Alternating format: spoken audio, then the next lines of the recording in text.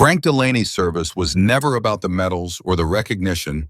It was about quietly doing what was right, even when no one was watching. At 84, the world had moved on.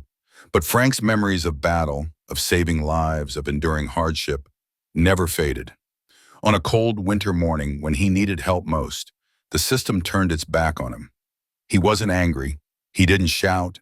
He simply walked out, carrying decades of invisible scars. Little did he know his quiet dignity would spark a movement that would finally see him for the hero he truly was. This is a story about forgotten heroes, the ones who don't ask for recognition but deserve it the most. How many others like Frank are still waiting to be seen? Frank Delaney walked into the VA office at 8 a.m., the crunch of snow beneath his boots the only sound breaking through the biting cold. His old Ford pickup sputtered to a stop, its engine wheezing as if it too was struggling to keep up with him. Snow clung stubbornly to the windshield, as if it too were holding on. Frank felt a strange kinship with it he'd been holding on for decades. His fingers, twisted with arthritis, gripped a weathered manila folder, the edges frayed and worn with time. He closed the truck door with a grunt, the effort harder than it used to be, before he walked toward the entrance. The folder he carried wasn't just a stack of papers. It was his life, his sacrifices, his memories, at least what was left of them after the fire at the St. Louis archives. The rest he had painstakingly reconstructed himself. Letters, photographs, statements from fellow Marines, testimonies of his courage and service. The day he had dragged 3 men out of a burning bunker in Da Nang, 1968, when shrapnel had torn into his right leg. His leg still ached, a dull reminder of the war that never really ended for him. That leg had never fully forgiven him, and neither had the world. Inside the building, the heat was a sharp contrast to the cold outside, but it was a warmth that didn't welcome him. The young security guard barely glanced at him.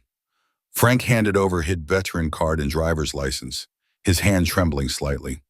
The guard frowned when he saw the small Swiss Army knife attached to Frank's keyring.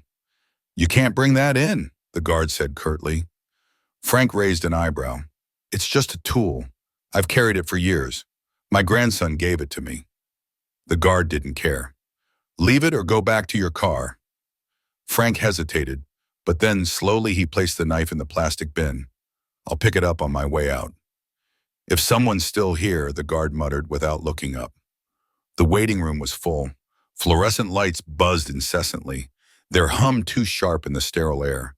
The chairs were cheap plastic, uncomfortable, and the air felt stale, thick with impatience.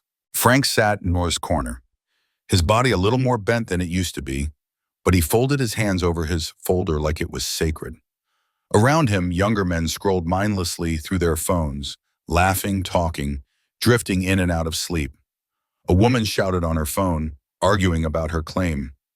But Frank, he just waited. 2 hours passed in a blur of restless shifting. Finally, a bored voice called out, "Franklin Delaney, window 4. Frank stood, his back straight, though it wasn't from pride, more from habit. His legs, especially the ones still carrying the ghost of that shrapnel, protested with every step, but he didn't show it. He moved with dignity toward the counter.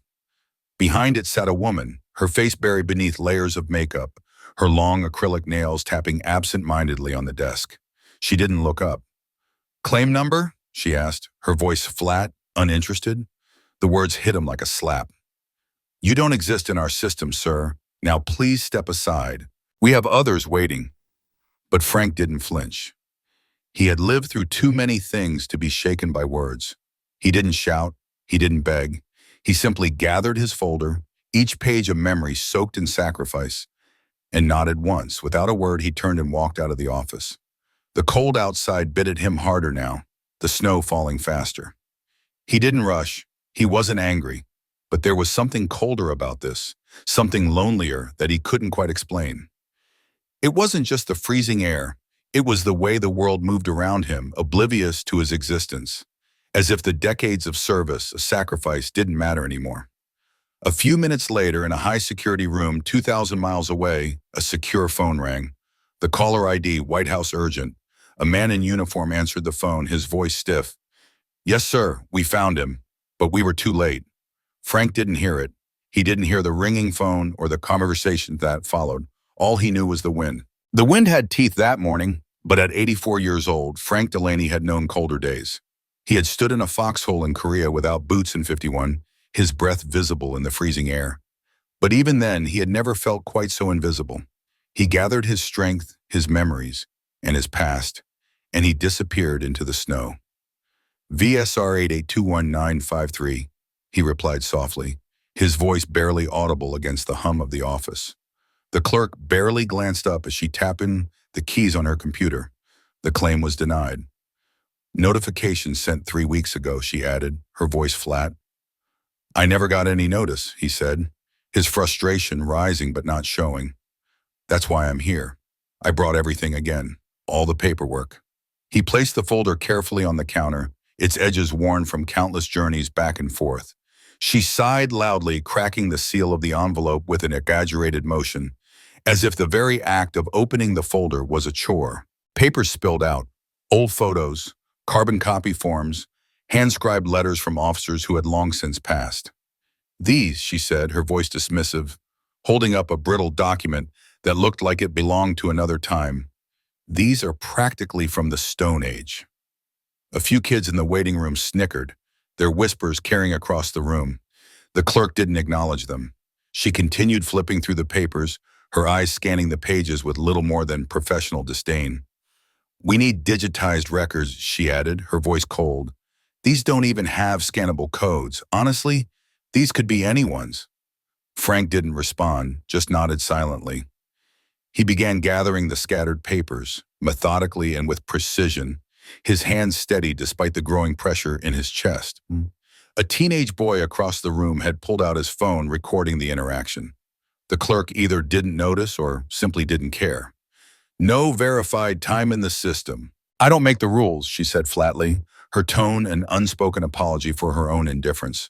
Frank placed the last sheet into the folder, making sure everything was back in order. He tucked it under his arm and gave a quiet, "Thank you for your time." His voice, though soft, carried the weight of years of frustration. With deliberate steps, he turned and walked out. No one held the door open for him. No one looked up. No one thanked him. Frank Delaney was born in 1939 in a clapboard farmhouse in rural Kentucky, the third of 5 boys. His father, a World War I veteran, worked from sunup to sundown in the coalfields. His mother, quiet and devout, kept the house together with little more than flour, lye soap, and grace. At 17, Frank lied about his age and joined the Marines. It wasn't for glory or the idea of heroism. It was for something simpler, something he could hold on to. Direction. Boy needs to find his spine, his father had said as he signed the forged permission form with a quiet nod. Boot camp hit Frank like freeway train. He wasn't the biggest or the fastest, but he had something the drill instructors couldn't measure on paper. Resolve. He never quit. Not once. When others collapsed in the sand or cursed under their breath, Frank clenched his jaw and pushed through. His military file, what remains of it, shows 2 tours in Vietnam from 1966 to 1970. But what it doesn't show are the things the men who served beside him still remember, as if it were yesterday. During a 72-hour siege when their commander was killed, Frank led his unit through mortar fire. He didn't flinch when the radio was knocked out. He used a mirror to signal their position and crawled across enemy territory to guide a medevac helicopter to a group of wounded Marines, dragging 2 of them himself, one with a dislocated shoulder, the other with shrapnel lodged in his leg. He was the kind of guy who made you feel safer just because he was in the room, one former squad mate wrote years later in a letter. Frank didn't talk big. He just did the work. His courage wasn't something he boasted about. It was woven into every action, every decision. During those years, Frank earned 3 commendations, but the Silver Star recommendation was lost in the fog of paperwork from a war many tried to forget. And when the fire tore through the National Personnel Records Center in 1973, even more of his history vanished, swept away in the ashes of forgotten wars. Yet, Frank Delaney never asked for recognition.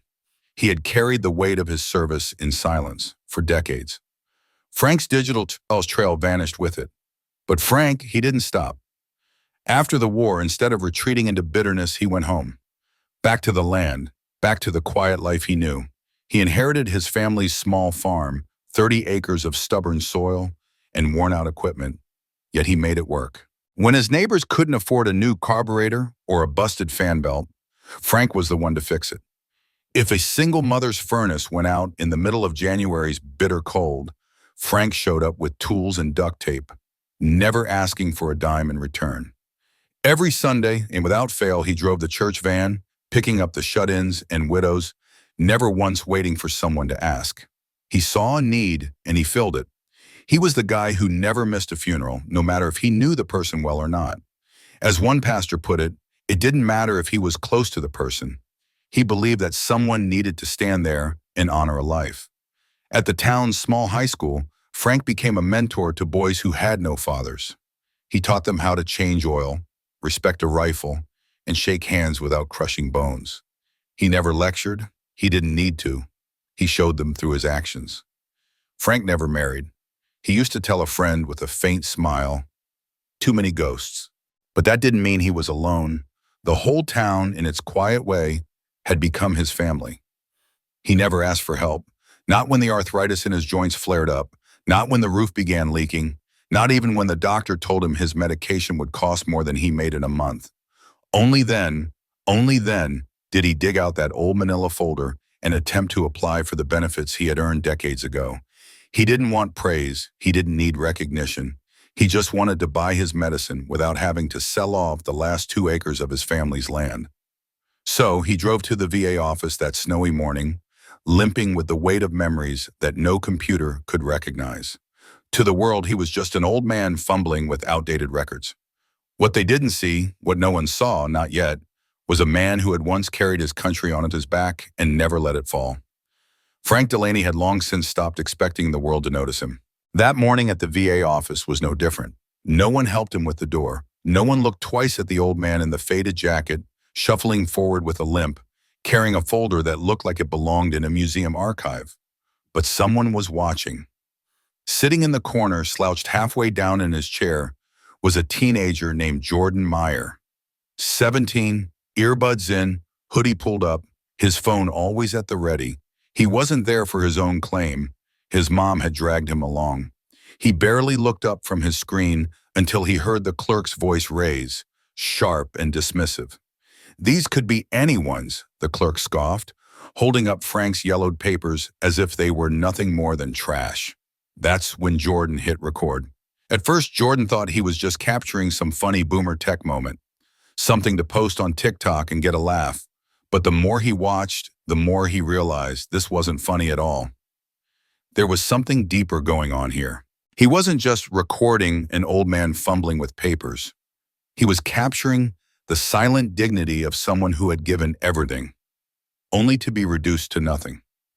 As the seconds ticked by, Frank wasn't raising his voice, demanding attention, or even defending himself. Instead, he was handling his paperwork with a careful precision that felt almost reverent, like someone folding an old flag with great respect.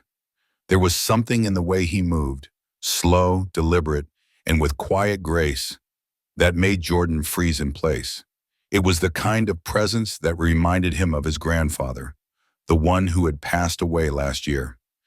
His grandfather had always been there, sitting at the back of family barbecues, silent, polite, never asking for attention or speaking much. He was the kind of man everyone took for granted, until the funeral, when the medals came out of the closet and the stories everyone missed finally came to light. Now Frank, too, seemed almost invisible in the same way. Jordan kept his camera steady as Frank tucked the final document into his folder. He nodded at the clerk, offering a faint "thank you," and turned to leave. The room remained still. No one moved, no one clapped, no one followed him. The door closed behind him with a soft chime. That night, Jordan sat in his room rewatching the video he had taken. It wasn't long, maybe 40 seconds, but it felt heavy, like it carried more weight than just an old man being denied his benefits. There was something deeper to it, something that gnawed at him. It was as if the video was telling him, "We forgot someone," and the man in the video hadn't even complained. Jordan added a simple caption, "84-year-old Marine denied his claim." Then a bitter line, This is how we treat them now. He didn't think it would go anywhere. But by morning, the clip had 2 million views. By noon, it had 10 million. The comments poured in. I'm sick to my stomach watching this. My dad served in Vietnam. He never talked about it. This hurts. Someone find out who this man is. He deserves better. The media picked it up. Hashtag spread like wildfire. Chuck's Justice for Frank, honor the forgotten veteran. It crossed political lines, uniting people from all walks of life. Liberals, conservatives, veterans, civilians. All of them shared one common belief. We had failed as someone who gave everything. At 10:07 p.m. that night, the clip reached a man sitting in a secure conference room at the Pentagon. Lieutenant General Daniel Renee, the National Security Deputy, a 3-star general, and a West Point graduate. The moment he saw Frank's face, his hands shook. He dropped his stylus. It was him, Uncle Frank, his mother's quiet brother, the man who sent hand-carved wooden toys every Christmas and never attended a single family dinner. Renee had never known Uncle Frank had even served, let alone what he had done. He stood up abruptly, excused himself from the meeting, and stepped into the hallway. His hands were already dialing before the door even had a chance to close. White House Senior Policy Office, this is Handler. Renee didn't hesitate. This is General Renee. I need an executive review opened right now on Sergeant Frank Delaney. Retroactive records, medal citations. I want everything. What's the urgency, sir? The voice asked. Family, Renee said, his voice thick with emotion. And an honor. Lieutenant General Daniel Renee didn't typically pace. He was a man conditioned to stillness, trained to weigh every move, speak only when necessary, and hold his ground when the stakes were high. But now, outside the National Security Office, he paced. His phone buzzed in his hand, its vibrations sending a pulse of urgency through his chest. Each second felt like an hour. He had just signed off on something extraordinary, a fast-tracked executive review of a decades-old Marine service record. In most circumstances, such requests would get lost in the endless bureaucratic red tape. But this wasn't most circumstances. This was Frank Delaney. Renee hadn't forgotten the man who had once sent him a hand-carved compass tucked in a weathered box with a note that simply read, "Don't forget your direction and don't lose your silence." Back then, Renee was just a boy, young, naive, unaware of the weight behind that gesture. He hadn't known that Frank had served or that the compass had been painstakingly carved with one hand that had been damaged in war. But he knew now. And now he couldn't let this go. Minutes passed, stretching into what felt like eternity. By the time the request reached the Department of Defense, the clock was ticking against him. Within half an hour, a joint team of archivists, intelligence analysts, and Veterans Affairs specialists was already poring over the remains of Frank's service record. What they uncovered was staggering. A handwritten report from a backup microfilm file described a Marine sergeant who had refused medevac during a siege in Dong to pull his wounded comrades from a burning bunker. A blurred, long-classified photograph depicted a man resembling Frank, using his own body to shield a mortar blast near a communications post. And then came the testimonies. 3 living Marines, tracked down through veteran networks, gave nearly identical statements. Frank Delaney saved my life, they said, and he never asked for anything in return. One of them broke down on the phone sobbing. I can still hear him, he said, reading from that little Bible of his while everything around us was burning. At 3:18 p.m., a formal packet was prepared. It contained a restored personnel file, an unsigned Silver Star recommendation from 1968, and a handwritten letter from a deceased commanding officer. If I had 10 men like Delaney, we would have walked out of that valley standing. The packet was delivered to the White House before the sun set. And that's when the second call came, this time from the Chief of Staff's direct line. Colonel Matthews, the voice on the other end said, "You're taking a team tonight. Your mission is to find Sergeant Frank Delaney and make this right." Meanwhile, Frank sat alone at a small roadside diner, his eyes unfocused as he stared through a fogged window. Snowflakes danced in the air, thickening the world outside. He hadn't gone home. The thought of another long stretch of road, of returning to a house that was cold and dark, its heater long broken, felt heavier than it ever had before. His fingers throbbed from gripping the steering wheel too tightly, too long. The waitress, young with tired eyes and a voice soft as the snow, had refilled his coffee 3 times without charging him. She sensed something in him, something unspoken, and didn't push him to leave. Frank sat motionless, the cold coffee in his hands, as the folder beside him remained untouched. He had spent weeks collecting the necessary documents, a process that had stretched on for decades. Decades of denial, of resistance, of never allowing himself to believe he deserved it.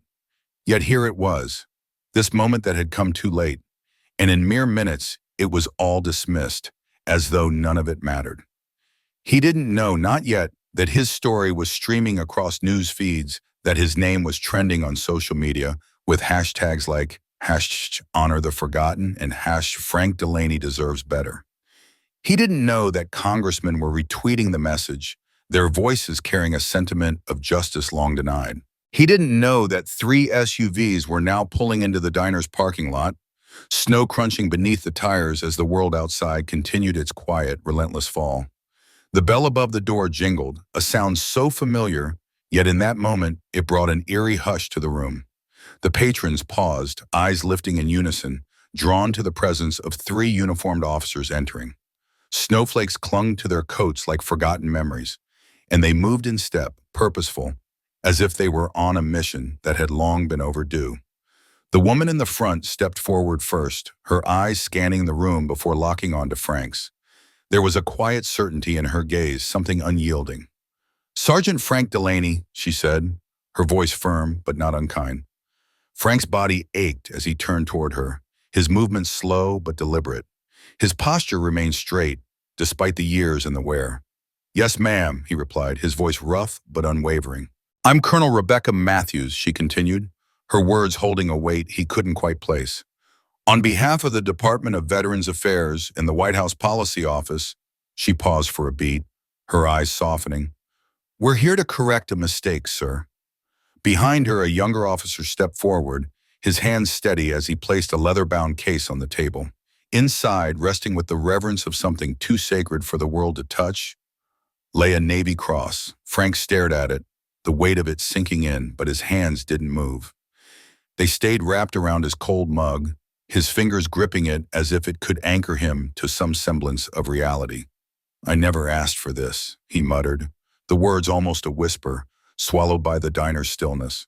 Colonel Matthews smiled, her expression soft, almost wistful.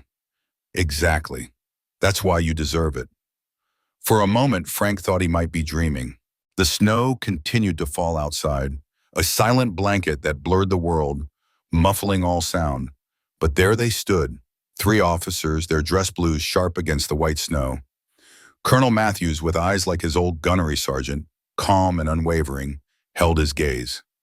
Her presence was as steadfast as the man he used to be. He looked down at the portfolio they had placed before him, the documents inside bearing presidential seals, commendations, and something he never thought he'd see again. His service restored, not just in name, but in truth. Colonel Matthews nodded to the officer beside her, who opened a polished wooden case with care. As he lifted the lid, Frank's eyes fell on the Navy cross, its deep blue surface gleaming faintly in the dim light of the diner, the silver cross glimmering like a distant star. It should have felt like something monumental, but Frank's hands didn't move toward it. Instead, they tightened around his cold mug, its warmth long gone. "I don't understand," he said, his voice rough but steady, the years of silence catching in his throat. "A full review was ordered after your story went public," Matthews explained, her voice both reassuring and resolute. "Your records were confirmed, testimonies were verified, and someone very high up made sure this didn't get buried again." He shook his head slightly, his brow furrowing. "I didn't ask for this," he repeated, his words not bitter, just bewildered. The confusion was overwhelming. How could this be real? How could something so important be so long delayed? "No," she replied, her tone warm yet firm. "But your country owed it to you, and to the men who live because of you." Frank's gaze drifted across the diner. It had gone completely silent. Diners had frozen mid-bite, forks suspended above plates, as if time itself had halted. The waitress, who had poured his coffee just moments ago, stood frozen at her station, her hand still held out with the coffee pot, forgotten. Frank looked back at the Navy Cross, the weight of it sitting heavy between them, as if it could never erase the years of silence, of being overlooked, of not being seen. But maybe, just maybe, it could give him back a piece of what had been taken from him so long ago. The coffee Frank had poured earlier now stood frozen in her hands, her eyes glassy with unshed tears. She remained rooted to the spot, still holding the pot, as if she could not let go of it or the moment. Outside, the locals watched through the diner's glass windows, silent and wide-eyed, witnessing something far beyond ordinary. Some of them had already pulled out their phones, capturing the scene. Others simply stood still, their boots sinking into the fresh snowfall, unsure of what they were seeing but certain that it meant something monumental. The younger officer, who had been quiet until now, cleared his throat and stepped forward, his back straight as if it could never bend. "Sir," he said, his voice steady, "it would be an honor to pin it for you." Frank paused just long enough to let the weight of the moment sink into him. Slowly, wordlessly, he stood, his joints stiff from age, but his resolve unbroken. The room's response was not applause, but something much deeper, something quiet, something raw. Respect. One by one, every uniformed person in the diner rose from their seats and snapped to attention. 3 Marines sitting at a nearby table stood rigid, their faces a mixture of pride and shame that could only be understood by those who had worn the uniform. A retired Navy corpsman, seated in the corner unnoticed until now, stood up, his hand trembling as he saluted. Even the civilians began to rise. Some placed their hands over their hearts, while others simply bowed their heads, recognizing the reverence of the moment. The officer stepped forward gently and fastened the Navy Cross to Frank's coat. The metal rested just above his heart, where the fabric of his coat was thin and patched from age. He didn't cry, but something shifted in his eyes, something that felt like a dam breaking, quietly and without warning. He felt it deep in his chest, as though a weight he'd carried for years was finally beginning to lift. When it was done, Colonel Matthews extended a formal salute. "For your service, your silence, and your sacrifice, Sergeant Delaney," he said. Frank returned the salute but said nothing. Words would never suffice anyway. They'd never been enough to capture what had been lost, what had been endured. And then suddenly from outside came the unmistakable sound of engines, dozens of them. A motorcycle club of veterans, alerted through social media, had arrived. Their engines didn't roar. They merely hummed a steady, deliberate rhythm as they formed a slow, silent procession around the diner. Their jackets bore patches from Korea, Vietnam, Iraq, and Afghanistan. They weren't there to make noise. They weren't there to rev their engines. They were standing guard. As word spread, more people gathered outside. Locals, other veterans, even kids carrying handmade signs. One boy held up a poster that read, "He saved lives, let's honor one." Frank saw them through the window, but he didn't move. He didn't need to. Instead, he nodded, once not to anyone in particular, but to himself. It was a nod of quiet acknowledgement, as if he was finally at peace with what had happened. Then he turned to the colonel. "I only ever wanted one thing," he said, his voice barely above a whisper, "that the men I served with wouldn't be forgotten." "They're not," she replied, her voice firm and resolute.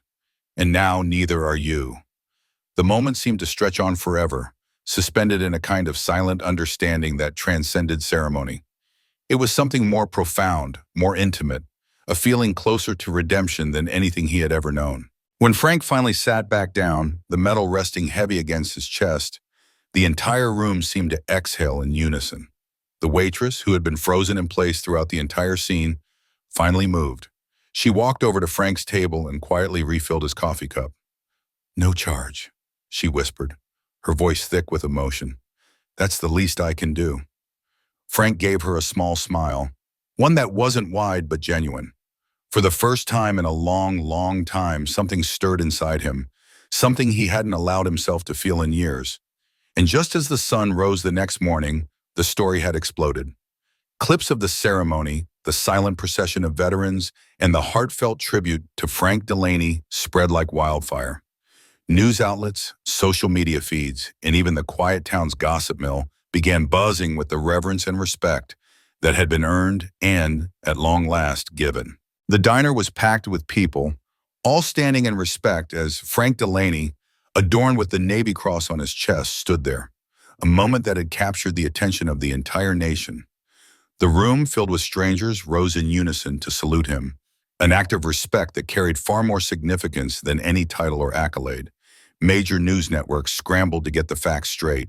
Cable news anchors used words like reconciliation, justice, and long overdue to describe the scene. But the frenzy wasn't just a media spectacle. It was deeply personal. Because in homes across the country, people didn't just see Frank as a man. They saw someone they knew. Their grandfather, their father, their neighbor who had never spoken about Vietnam. The ones who flinched at the sound of fireworks or who quietly showed up to every Little League game, never explaining why it mattered so much. In that moment, forgotten heroes were no longer invisible.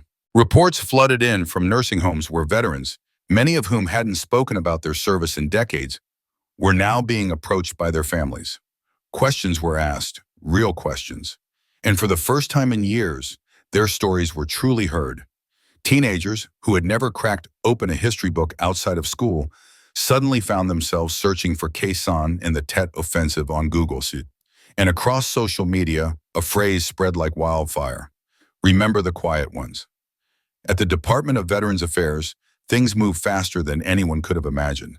Under immense pressure from both Congress and the public, the acting director announced a full-scale review of all veteran claims connected to the 1973 records fire. Within days, a new policy was drafted. Veterans with missing digital files could now submit verified testimonials and analog documents, and those would carry the same weight as archived records. A special task force was created to track down lost commendations. And at the heart of this sweeping reform was the Delaney Amendment. It wasn't named at Frank's request. He would have been embarrassed by such attention. It was named because people demanded it. In Frankstown, the diner where his now iconic moment had taken place became a local landmark. The owner of the diner placed a plaque on the wall where Frank had once sat. It read, "Here sat Sergeant Frank Delaney, USMC, honored at last." Veterans from surrounding areas began making pilgrimages to see it. Some left unit patches, others left challenge coins. One man even left a purple heart ribbon with a note, "For the one I never got to give you in '68. The high school that Frank had quietly supported, fixing chairs, welding broken handrails, helping kids with their Pinewood Derby cars, held a special assembly in his honor. Students unveiled a mural painted by the art class depicting Frank not as a soldier in battle, but as an older man helping a teenager repair a bicycle. Above the mural, the words read, "Service doesn't end with a uniform." But despite the overwhelming national attention, Frank's life remained humble. He refused speaking engagements, turned down book deals, and even politely declined an invitation to meet the president. "I've already gotten more attention than I ever wanted. Let's focus on someone else," he said. And just like that, Frank returned to his simple, quiet life, just as he had always preferred. Frank's name became synonymous with selflessness after the fundraising campaign was launched in his honor. In just 1 week, it raised over $180,000. But Frank, ever the humble man, directed nearly every cent to a homeless veteran shelter in Richmond. "There are men sleeping under bridges who wore the same boots I did," he told the organizers with a firm, unwavering voice. "They need it more than I do." The only favor he allowed the government to do for him was fixing the roof on his aging farmhouse. Even then, he insisted that the crew install ramps for local veterans who were confined to wheelchairs. He made sure those ramps weren't just a gesture, they became a symbol. When the work was done, veterans from every corner came by to visit, some from units Frank had never served with. Others were women who had enlisted years after his service. There were even grandchildren of Marines who, through whispered war stories passed down, knew the name Delaney and said it with reverence. They didn't come to thank him, though. No, they came to stand beside him, as if to silently acknowledge the bond that existed between them, forged in the fire of a shared history. One day at a community event, a young boy, no older than 10, stepped up to a microphone. His hands trembled as he fidgeted with the mic. He gazed nervously at the crowd, then over to Frank, who always sat in his usual spot near the back. "I don't know what war is like," the boy began, his voice shaky. But if I ever have to protect someone, I hope I can be like Mr. Delaney. Frank stood, his old joints creaking as he walked slowly up to the boy. He extended his hand without a word, no speeches, no grand declarations, just a firm, warm handshake. In that moment, across the divide of age, experience, and history, something passed between them, a silent promise. Frank's legacy wasn't one of medals, loud triumphs, or grand ceremonies. It was built in quiet strength, integrity, and showing up day after day, even when no one was watching. After all the cameras, all the headlines, and the salute heard across the country, Frank did what he had always done. He went home. The snow had started to melt by the time he returned to the farm. The old gate creaked just like it always had. The front porch sagged a little more with each passing year, but the land was still his, still honest, still waiting for hands that knew how to make things last. There were letters in the mailbox, some from strangers, others from men who had once shared a foxhole, now in their 80s, their handwriting just as shaky as Frank's. He read them quietly without ceremony and answered none, not out of disrespect, but because silence had already said all that needed to be said. Within a week, Frank was back at it, tending to the land. He fixed a broken wheelchair ramp for the widow down the road, replaced fence posts with a boy from the high school who had lost his father in Afghanistan, and sharpened tools that hadn't seen use since fall. When a news station called, asking for a sit-down interview, Frank politely declined. "The story ain't about me," he said, shaking his head. "It's about the boys who didn't make it home. Remember them," he added with a quiet finality. He never posted online, never followed trending tags. Frank never even watched the diner video that had sparked the whole thing. But he'd heard about it, the veterans who showed up on his porch just to shake his hand, the mural at the high school, and the way strangers began to say thank you with tears in their eyes. For Frank Delaney, the story had never been about fame or recognition. It was always about the quiet strength of doing what needed to be done, even when no one was looking.